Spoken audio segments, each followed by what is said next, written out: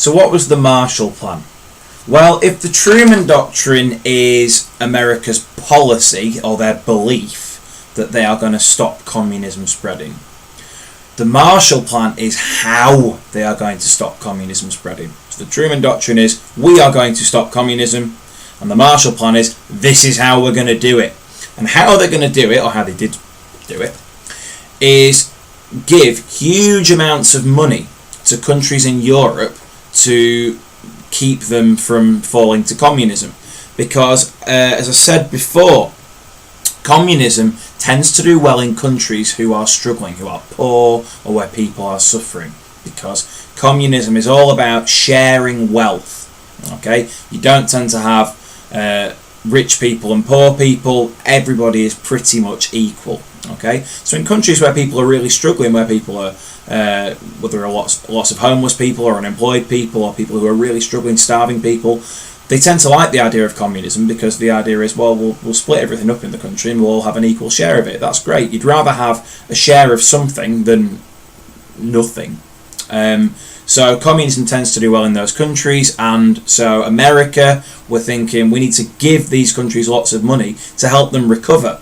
Okay, so they'll recover, and the temptation to bring in communism will go away, because they'll recover and they'll start trading again, and people will have jobs and homes and food and what have you. So the Marshall Plan was announced by a man called General George Marshall, hence the name Marshall Plan.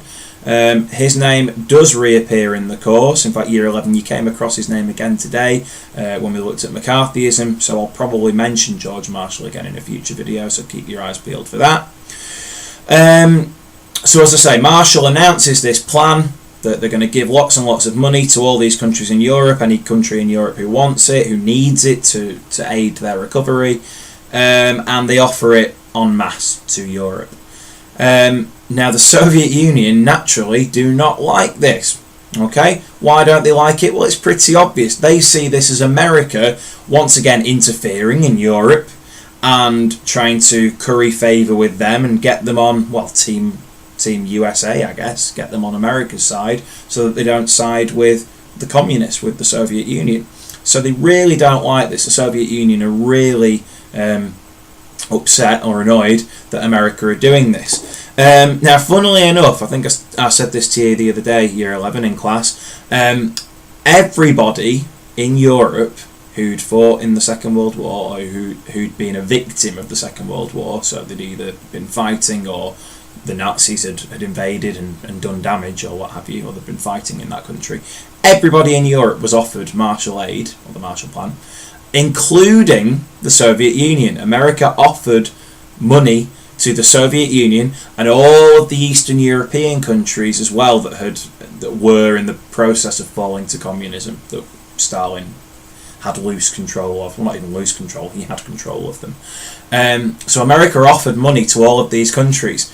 Now, Stalin rejected it straight away, said we're not getting involved in this, we're not having the money, and he told the countries in Eastern Europe, so countries like Poland and Czechoslovakia and Romania, Hungary, countries like that, he said, you're not having it either. We're not having it, and you're not having it.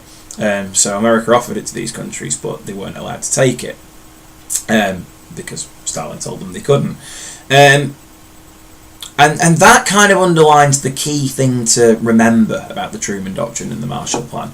Remember that we're looking at the Red Scare. We're looking at America's fear of communism inside America, which obviously leads on to McCarthyism. This really, the Truman Doctrine and the Marshall Plan, is kind of the moment where war is almost declared between America and the Soviet Union. Now, as we know, in the Cold War, you don't have America and the Soviet Union fighting each other directly. It's more of a war of words or a war of attitudes. It's just a big, long period of tension, really high tension between these two groups, these two superpowers. And really this is where it all starts. Truman saying, we don't like communism and we're going to stop it spreading. Okay? We don't like you and we're going to stop communism spreading. Okay, and the Soviet Union naturally just standing there going, oh, okay, well, we don't like you either, and we're going to try and spread communism as much as possible. You're going to try and stop it spreading, and we're going to try and spread it. Okay? This is really the moment where war unofficially is declared in a way. Okay? The moment where both sides kind of set out their stall. There'd been tension before the war. The Soviet Union had been communist since 1917, so a long time before the Second World War. But obviously during the Second World War, America and the Soviet Union had fought together or helped each other from 1941 onwards. So the tension had kind of been put to one side for a bit. But now that the war was over, we're back to the two sides hating each other. And as I say, this is where all the major tension starts. And naturally, because the USA and the Soviet Union are enemies, and they've pretty much said it publicly, we don't like you, and we're enemies.